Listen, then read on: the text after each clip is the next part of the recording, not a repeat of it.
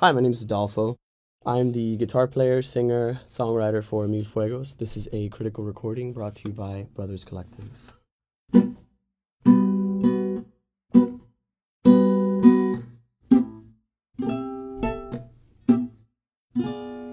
There's nothing to worry about. I'm making coffee.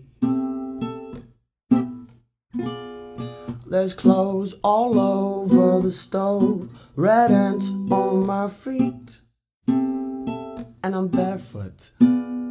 My heart is in your cup of gingerbread tea, evaporating, nothing to worry about. I'm making coffee, and it smells ooh so good, and the world could tip over, every building could collapse, but in my mind, in my body, I wouldn't feel a thing,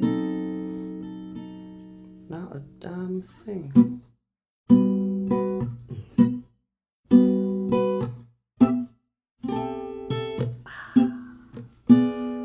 The one thing in my head is melody, and somewhere far behind lies what moves me. That's rhythm. Sensation from outside, is that exactly outside of me?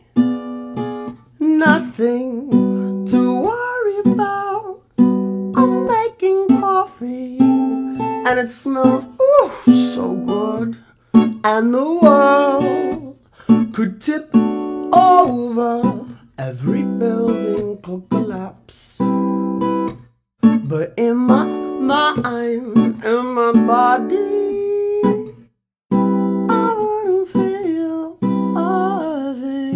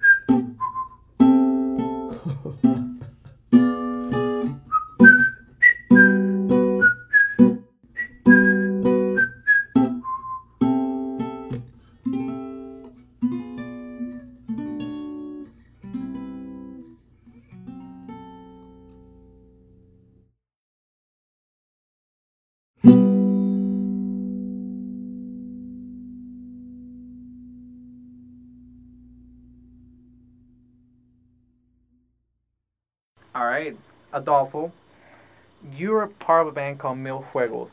Can you give us a story behind the name?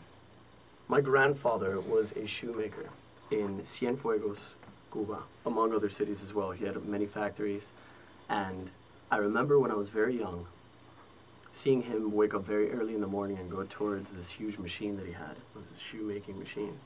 It had wooden parts to it and all kinds of stuff. And he'd just sit there and he'd just mess with this machine, you know? And then out of nowhere, sometime in the afternoon, he would walk up and he would show me this sandal that he had made. And he was so obsessed with the way that it looked. He was so obsessed with the way that it felt. All of it. And I found him a very passionate person. And I find that same passion with music. And those thoughts and those memories of him and just the kind of humble person that he was keeps me inspired every day. And so I fueled him through the project by naming it 1,000 Fires instead of 100 Fires, which is where he's from, Cienfuegos. It's called Mil Fuegos because I'm the next generation. Awesome. And with the name, you get kind of like a tone of very creative music. Can you describe your musical influences and your musical style? Sting, for sure. Idol. I really like Lil Wayne, some of his music here and there. I really like Afro-Cuban stuff like Raíces Profundas. Um, I really like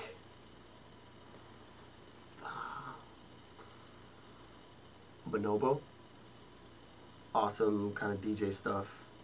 I really like, who else? I like really random music. All of the above, I mean, of course including like the obvious like Café Tacuba and and stuff like that. Awesome. So you perform a song for us today. Yes. What is the the story behind the song? Ha. So I lived in Memphis, Tennessee for a while, and one day I woke up naked in my living room, and it was about 2 in the afternoon, and I looked out to the balcony, and I saw a chair, and I said, you know what? That chair really needs a table. And so I wrote the song, Porch Table. Great. Now, talking about living in Memphis, you also been to South America and the Caribbean, obviously. Do you have any memorable stories from either or? I drank coca tea. That was rad. In Cuba, wow, man. They're just so dirty. They're just filthy stories. No, I don't have any stories that I can share with you. I'm sorry. The guitar behind you. I remember we had a conversation before about it. And did you find it at a garage sale? Can you give us the story behind the guitar? That story was not true. My friend was making it up. Give us a true story. Give us I a special. found this guitar in a music store. It was used, and I thought it was beautiful because of its size, number one. And number two, because it's hilarity. And then I played it, and I realized that it was robust. It has a very loud, mean sound. And that's what I was looking for then. And I was looking for something that I could travel with, that I wouldn't be afraid to beat up, but it could take it because it's of really good quality.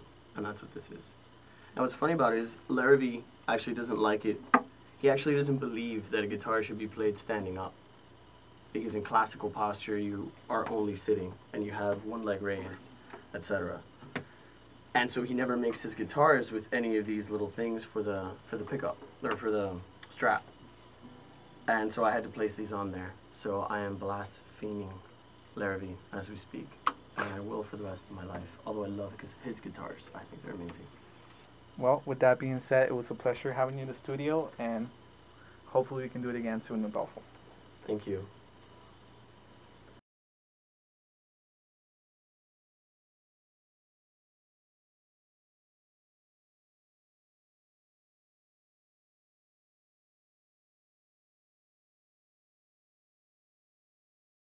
What's your favorite Ninja Turtle and why? Michelangelo. I enjoy his nunchucks. I like his name. I love the artist that he represents. And the things that he has to say are just ridiculous.